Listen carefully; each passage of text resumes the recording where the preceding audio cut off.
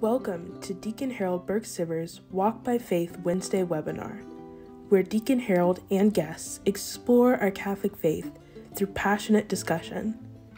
Get ready as Deacon Harold and his diverse guests bring an array of knowledge and life to Catholic teaching. You are watching Deacon Harold Burke-Sivers Walk by Faith Wednesday webinar. Hello and welcome to Walk by Faith Wednesday webinars. I'm your host, Deacon Harold Burke-Sivers. It is great to be with you on this Wednesday. And today we have a very special guest. This is a man that I actually had the great honor and privilege of speaking with at a men's conference in, of all places, Guyana, Georgetown, Guyana in South America. It was my first trip to South America. And we spoke at the conference. It was a beautiful event. The people are just really beautiful. The men there were really hungry and on fire for the faith. And I had a chance to meet this man who we're going to meet right now, who just wrote a wonderful new book telling his story, which is absolutely incredible. You trust me when I tell you, you're going to get a copy of this and share this episode of Walk by Faith with everyone that you know, especially your brother, your father, your grandfather, your cousin, your best friend, any man in your life will truly be fulfilled by this story. And so I'd like to introduce to you to my Walk by Faith Wednesday webinar family, Mike Haddock. Mike, welcome to the show, my friend. How are you, Deacon? I'm doing well. I'm doing well. It's great to see you. And it's we haven't seen each other now for a couple years since we did the conference together down in Guyana. And we both have wonderful memories from that incredible event. And I'm still in touch with some of the folks down there, which is wonderful. But now we're here to talk about you. So first of all, tell us about the book. And of course, you're going to tell us about your story. But tell us a little bit about the book. What caused you to write it, especially during this time, with the pandemic and everything going on? Why now? Why write the book now? And then once you do that, tell us where we can get it, and then just dive into your story. Just love to hear from you. Well, the Lord put on my heart for a couple of years ago that, Mike, this is a story that's worth telling. Tell it. And finally, during this pandemic, you're so isolated. I know I am where I live. It was the perfect time to finally put my thoughts together. And I really had a good time doing it. It's a lot more complicated, as you well know, writing a book than meets the eye. There are so many little details. So it was an education for me, but I'm very pleased with the book. One of our group leaders, who is a graphic artist by profession, designed the cover for me. And I think he hit it out of the park. It's beautiful. It's going very well. Everybody that has read the book so far loves it, and I hope all of you listeners will like it as well. It's really go ahead and tell us the name of the book and where we can get it, and then tell us about the book and your story. Okay. Well, you can just Google the title of the book. It Changed My Life by Michael Haddock, and you can go to Amazon, same thing. I believe it's on Kindle Books and Barnes and Nobles, but the easy way is just Google it. It Changed My Life by Michael Haddock, and the book, the electronic version of the book, is $9.99, and it's there and available. And I hope your members will enjoy it as much as those I've been hearing from almost daily. I got a call yesterday from the daughter of one of our brothers that had passed on, and Michaela O'Connor. Her father was a dear friend of mine, and she called and ordered 6 books. Several of our groups are ordering 10, 15 books each for their groups, and it's going very well. But it's really a story of a guy that from the time I got out of college had one success after another. I mean, I worked hard, but it seemed easy. But when I look back in retrospect, the truth is I worked very hard at what I was doing, and it paid off in spades. But the problem was, and I've said this to many of my friends that I see successful, you got to fall in love with the giver and not the gifts. And I made that terrible mistake of falling in love with the gifts and not the giver. Uh, I I was instantly successful in everything I did. I went to work on the Apollo space program, and in just a couple of years, I had my own group. I was responsible for forecasting the manpower to produce the command module. And it blew my mind to be able to walk out of my office and there is a spacecraft right outside of my office. And I met some of the astronauts, and it was a fantastic experience to be a part of that program. To this day, I can't believe I was involved in it. But I, I did that for about So, Mike, 5 if you could years. share with us a little bit about maybe growing up, were you always Catholic, or you cradle Catholic? Was your family strongly Catholic, or did they fall away, or you know? I'm the only Catholic in my family, and you can imagine some of the conversations I've had.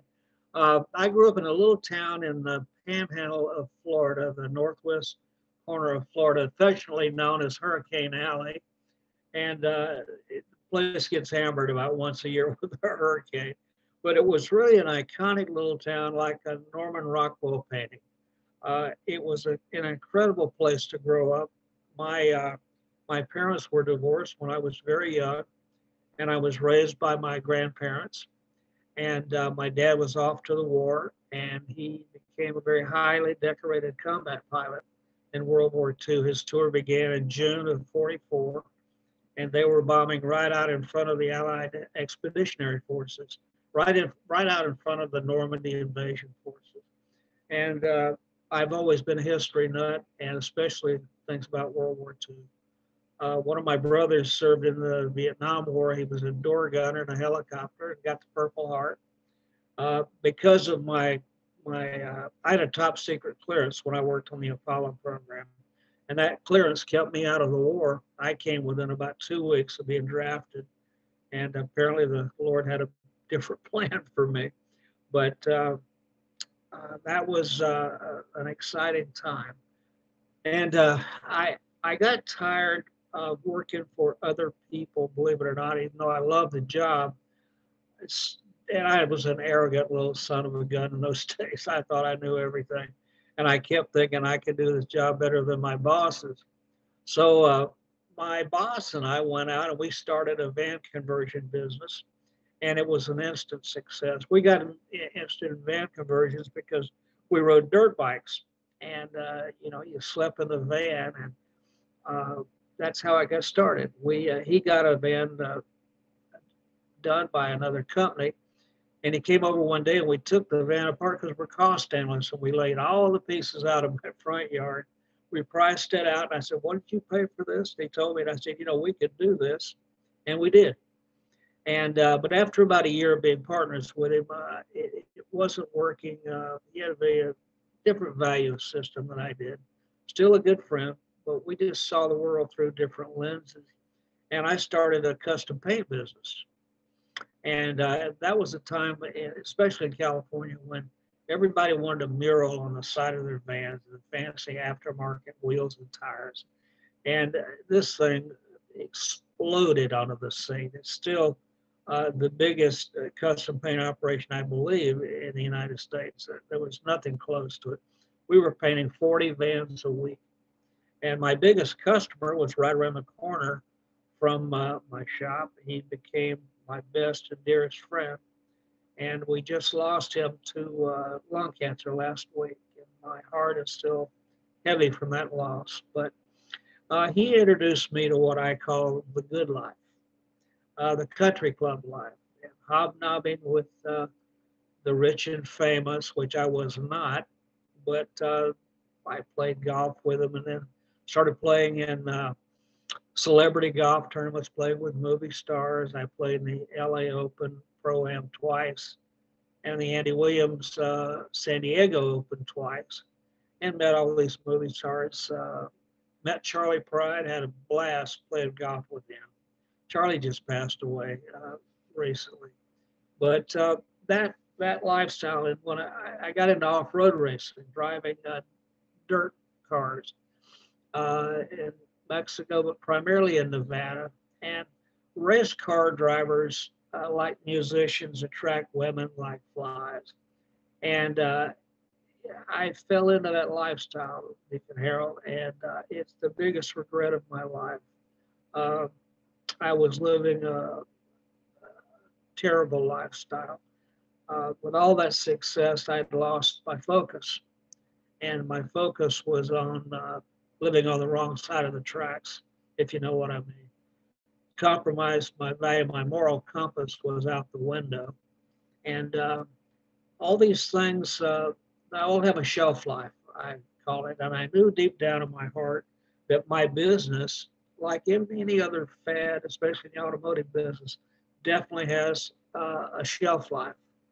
And as the value of vans started increasing, uh, it became not practical to paint a small van. They started to get real expensive. When I started out, you could get a short wheelbase Dodge van for about $4,000. Now an empty Toyota van is $22,000. So the market changed. It started going toward families instead of a little short wheelbase van that we call a rolling motel room. Uh, and so everything changed. And I finally sold the business and started running into some hard times. And because of my decadent lifestyle, my wife filed for divorce. And after that, after that divorce, everything I tried failed. From the guy that had the King Midas touch, uh, everything I touched turned to gold. It went to I had the King Poop touch. Everything I turned to failed. I had truly lost my way. And I had very shallow goals in life in those days. My two big ambitions was to have a money clip with a $20 gold piece on it, and I wanted to be a single-digit handicap golfer, and I got both those things. It used to thrill me to walk in and buy my groceries and whip out a big wad of $100 bills, and somebody would invariably say, "Is that a $20 gold piece?" I said, "It sure is." And I thought I had arrived. Until the day in that same grocery store, I had to put food stamps down instead of $100 bills. And I was scared to death, Deacon Harold, that somebody from the country club would see the big shot there with food stamps. And it was a dark time. And it just continued to go down and down and down. And finally, one night in my apartment, I will never forget, it's like I can remember like it was 5 minutes ago. I have no idea how I wound up. I was sitting on the floor in the dark with a candle lit. And I said probably the most honest prayer I'd ever said in my life. Didn't pray very much in those days, as I recall. But I can remember the words that I prayed to the Lord. I said, "Lord, if this is all there is for me, I don't want to be here anymore." I wasn't being suicidal. I was just sick and tired of the nothingness of living this materialistic lifestyle. It really was not a reward at all. It really had no real value. And the next day after I said that prayer, I was in their gym working out, and a guy walked by me and he had a T-shirt on that said, "I can accomplish all things through Christ Jesus who strengthens me." And I said, "I like your shirt." And he said, "Well, we're having a Bible study meeting in my house tonight. Would you like to join us?" And I said, "Sure." So I went home and I dusted off my Bible, literally, good Catholic boy that I was, and started a 2-year journey of an intense study of God's Word. And it resonated with me almost immediately because it was something I could put my heart and my hands on that made me feel better, gave me hope that there was a plan for me. And I started to realize that God loved me for who I was, his child, not because how much money I made or the brand clothing I wore, how many diamond rings I had on my hand. He loved me unconditionally and paid a supreme sacrifice for me. And I got involved in Catholic Men's Fellowship. I went to work as a headhunter. me. I went to work with a company in Orange, California, huge business, big office. And he put me right in front of this little guy named Al Hanna, who was the founder of Catholic Men's Fellowship. It was all part of a plan. These things don't happen by coincidence. And Al invited me to come to one of his meetings. They were just starting out. And I went and I was hooked from day one. These guys, the first real message I got from these guys, this was the first group of Catholic Men's Fellowship, and it's still in existence, still has 20, 25 members. They meet regularly and they're still thriving. But the first message I got from these guys was, Mike, we don't care where you've been. We don't care how many movie stars you played golf. We don't care about that. We only care where you're going, and we want you to go with us. Thank God Almighty. 30 years later, here I am, still with them. And I think it's fair to say that not only did this involvement change my life, I am certain in my heart that being involved in Catholic Men's Fellowship saved my life. I truly believe that with all my heart. And it's not an instant journey, it's a process. And I started getting involved with the guys. I sat in the back of the room when the guys were laying their hands on other people. I wasn't used to that. It didn't offend me, but it was just new. It was different.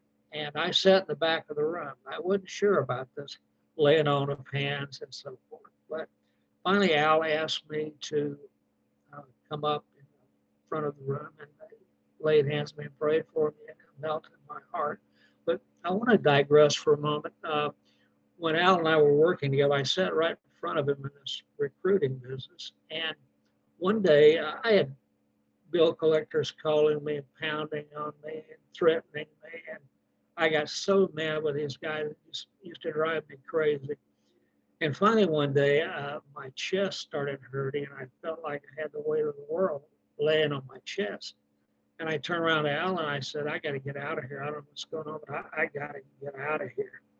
And I walked out to my car, and walking out to my car, all I could see and hear were my children saying, my dad's a loser.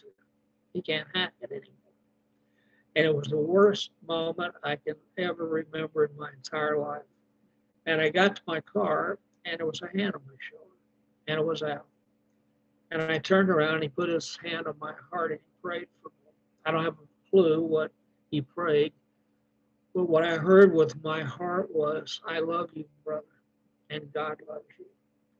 And that was the beginning of my acknowledging how critically important prayer is and how powerful it is. That little prayer changed my life and my heart. I cried all the way home, and it changed me forever. That little prayer, and the beautiful part about it is, Deacon, we all have that ability to do that, to pray. We don't do it nearly as effectively and as often as we should. All things are possible. God is, it says in the word that yes is in him. And he loves us, and we don't ask him for his help, not nearly as much as we should. And I have a whole series of tapes on prayer because it's my favorite thing in the world to do is to pray for my brothers. And it finally came to me through my involvement in the fellowship that I had value, not monetary value, which I was so in love with, but I had value as a child of Christ, and that I could share my story with other men. My hope always was, when I give my testimony, was that one guy out there would hear my story and think, that's me. I got to stop doing it. I got to stop living that life, because what happened to Mike's going to happen to me. That was my prayer. And I think that it's had some impact on a lot of guys. And I believe that with all my heart. And this journey has been one that's been so rewarding. I can't believe it. Someone had told me when I first joined and sat there in the back of the room that one day I'd serve as president of Catholic Men's Fellowship. I'd think you're nuts. And especially that I'd be traveling to South America to meet my friend Deacon Harold. I'd never been out of the United States. And to go down there was a trip I'll never forget. there's a whole chapter in my book about um, that trip to Guyana and that special night in the Cathedral of the Immaculate Conception. I was blown away. You'll probably remember when I was trying to thank the folks there for their kindness toward me, I broke down and they stood up and applauded. And when I think about that moment to this day, it puts tears in my eyes. These humble, poor, beautiful people affected me profoundly. I remember going out into the old market area with my friends there, Joel Freeman and Shelly Ann, and they wanted me to do the old tradition for people visiting Guyana to drink the juice of Guyanese coconut.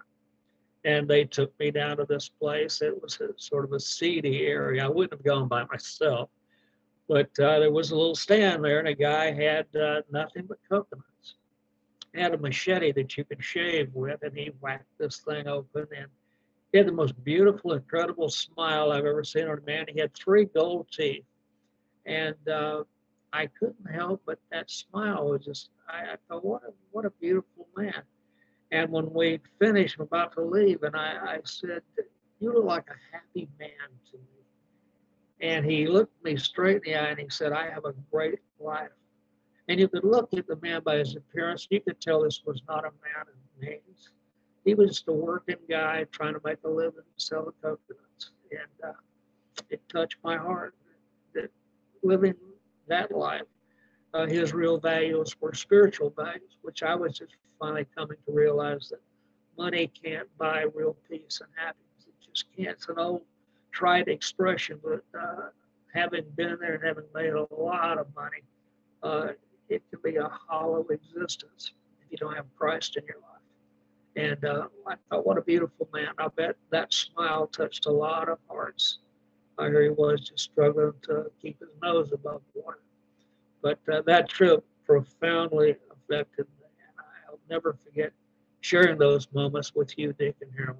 I remember one occasion that I think you will remember this. There was one guy that attended this conference. It was a little bit of an oddball. And I remember looking at you, and you're looking at me like, help. And I came over and I said, do you remember this? And I said, Deacon Harold, I need to speak to you. And I rescued you from this guy. He was well intended, but he didn't have both oars in the water. So you meet all kinds of folks on this journey, and it was a special time I'll never forget, sharing that time with you in Guyana. It was beautiful. We're talking with Mike Haddock.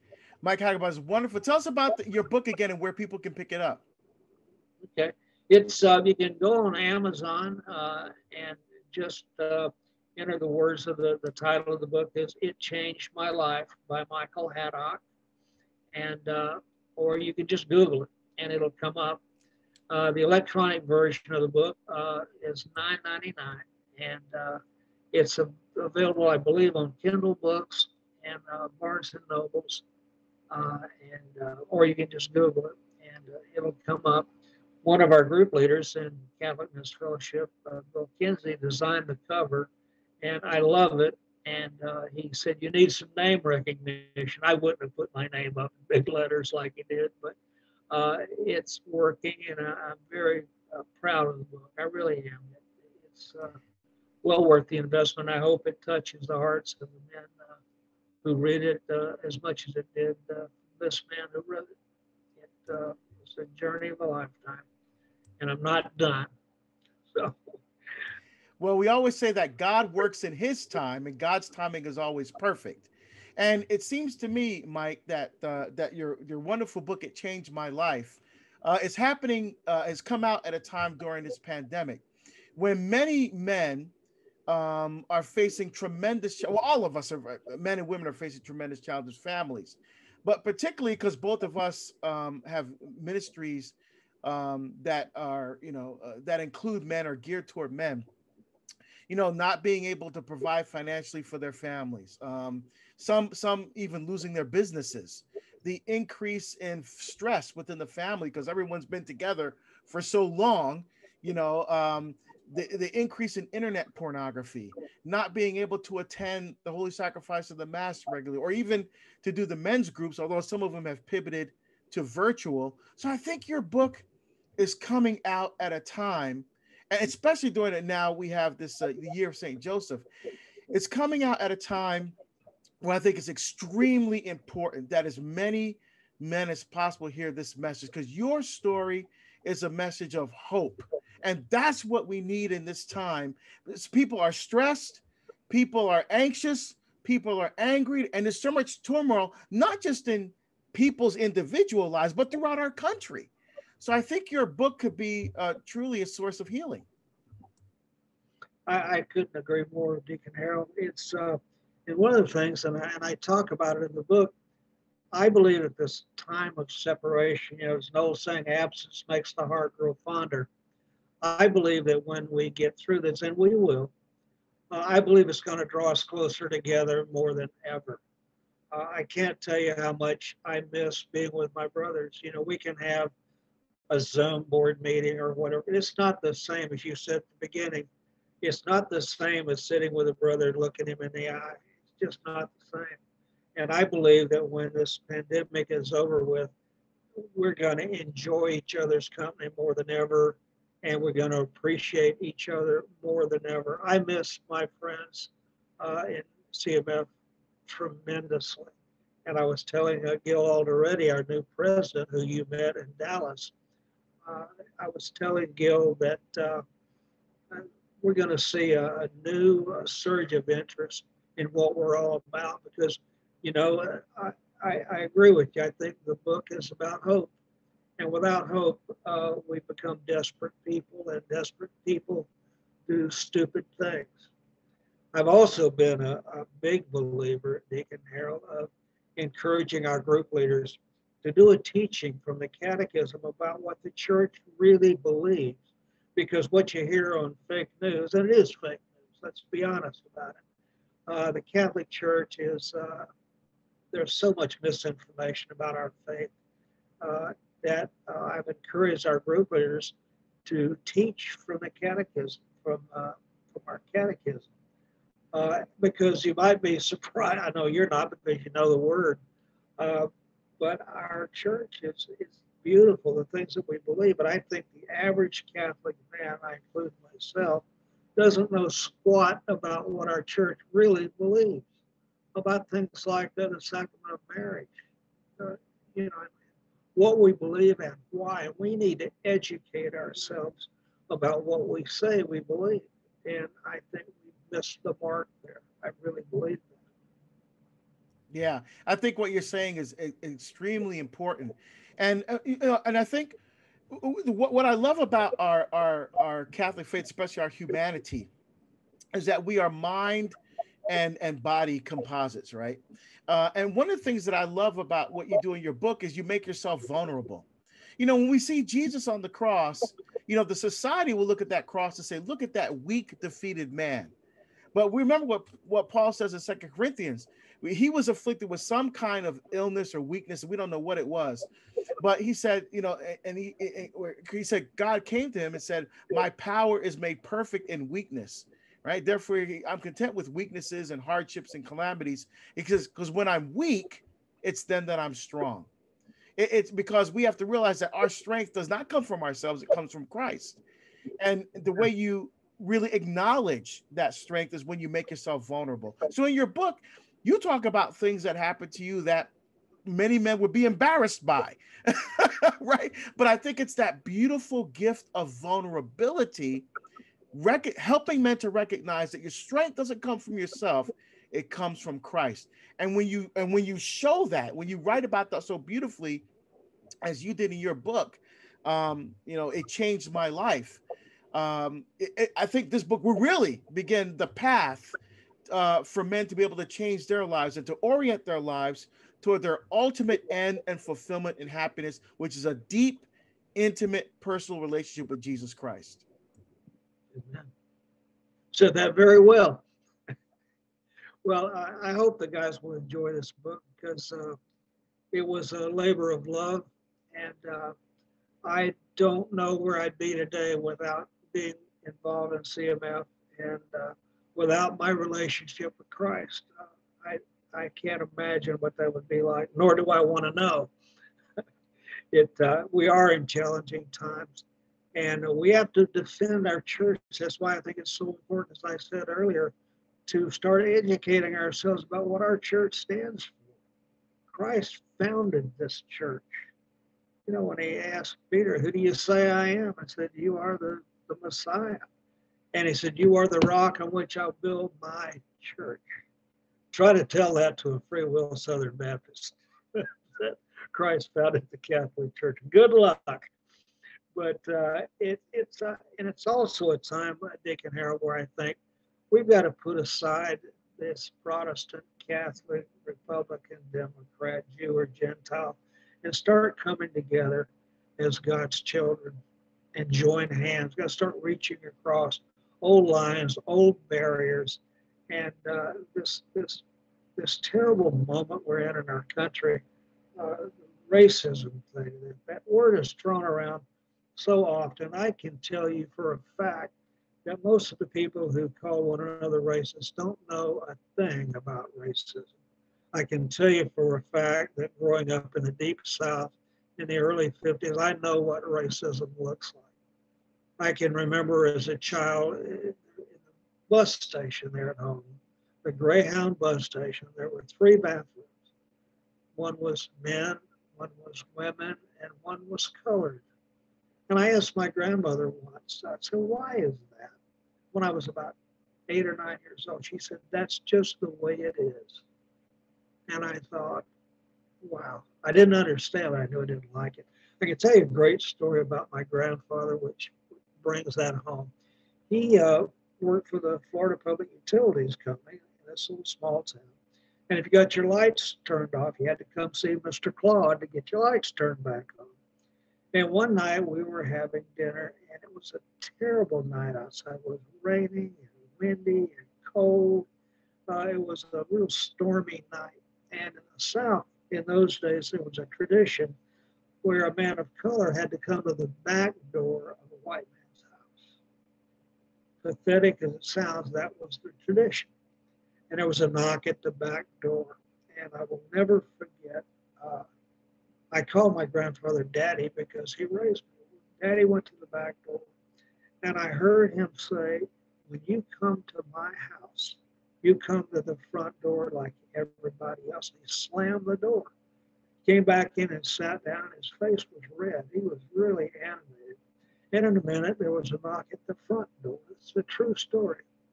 This little old man came in. He was soaking wet. I said, "Take your clothes, your overcoat off, leave it on the front porch and come on in." He said, "Have you had anything to eat?" And he said, "No, I haven't, Mr. Clark." He said, "Sit down."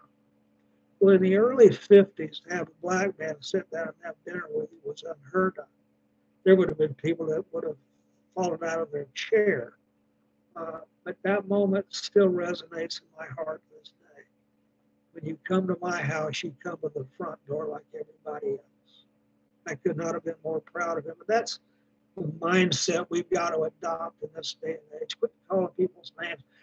You probably heard too, people say, "Oh, you don't talk about religion and politics." And I told this lady recently when she said that to me, I said, "That's precisely what's wrong with religion and politics. We don't talk about it. We call each other names and move on. We don't sit down and have an intelligent conversation about our beliefs and our differences. We just call each other names." I am so sick and tired of the name calling. It bears no fruit, and it just drives a wedge between us. We got to stop. Wow, what a beautiful story and testimony. Boy, that was worth the interview right there. Just to hear that awesome story. But so what's now? You wrote this great book. It changed my life. Available on Amazon, and available at a number of the places. Just Google it. You'll find it. What's next for Mike Haddock now? What's next? Well, I'm very interested in telling the story. I'd like to do it in person, and I do intend to write another book. I want to go further into the dynamics of prayer and what it can accomplish if we'll just do it. I've often said there's nothing magical about prayer until you do it. and then stand by, because God is infinite in his ability and his power. And we just need to access that power. We need to learn to come to him with a humble heart. The word says to come to him as a little child and begin. I learned this through a Bible study that I attended for several years with a lady named Josie Greeley, Tom Greeley's wife. And Josie's central theme was come to him in all things with praise and thanksgiving.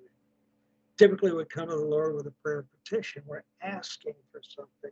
That's all I did when I first started stumbling into a prayer life. I just came with my wine list. I need this, this, and this. See you next week. And that was my prayer life.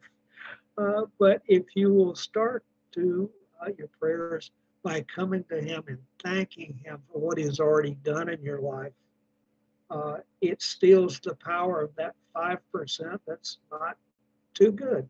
And we all have that 5% that's troublesome, but we spend so much time focused on that 5%, we forget to thank him for the 95% that's beautiful.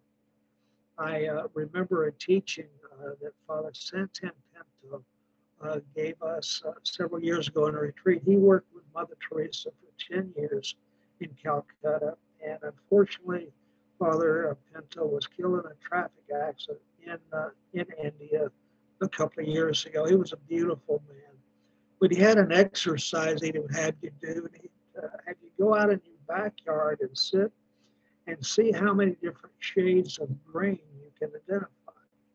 Well, the lesson in that was to give you eyes, new eyes to see.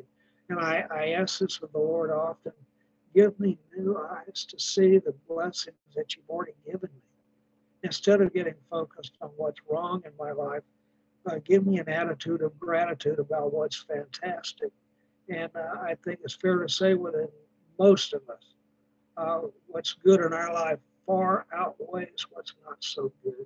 So if you come to him with that focus on that attitude of gratitude, it steals the power of that 5%. It really does. And I encourage people to start off their prayers with praise and thanksgiving before you ask for anything. And it works.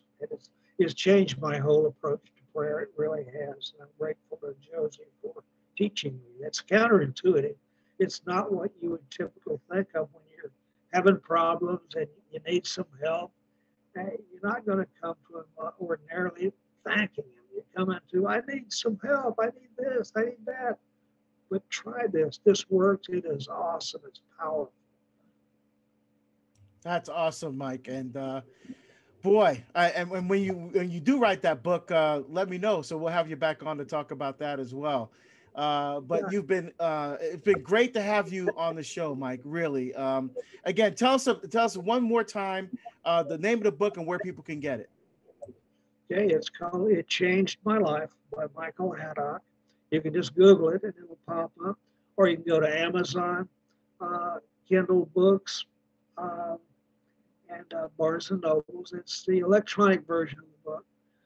If guys want the hard copy, I've not made arrangements with my publisher yet about getting the paperbacks through them. It's too expensive. But if they contact me, I can get them a copy in the mail.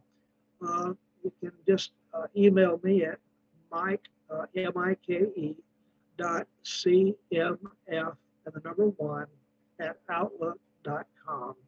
Or may I give them the phone number? Sure. Yeah, I'm in the 714 area, 603-8555. I'd be happy to get a copy and mail to you right away. When I have to mail the paperbacks, it's $15. That's just to cover the shipping and handling charges. But I'd be happy to do that for anyone who's interested. All right, excellent. Well, thank you so much, Mike. It's been a great honor and privilege to be with you today. It's great to see you again. And again, wonderful memories of our time together in Georgetown, Guyana at the men's conference down there a couple of years back.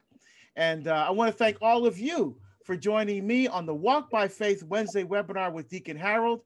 I look forward to seeing you again next week. Until then, stay safe and God bless you always. Thank you for watching Deacon Harold's Walk by Faith Wednesday webinar. Tune in next Wednesday at 11 a.m. Pacific Standard Time for more.